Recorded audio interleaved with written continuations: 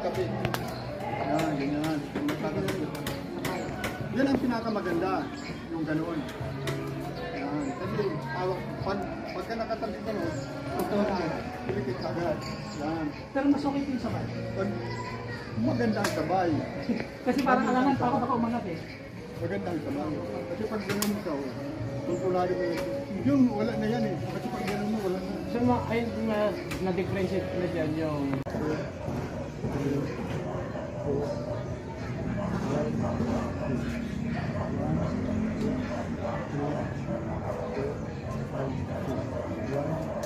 Three, 4, 5, 6. 1, 2, 3, 4.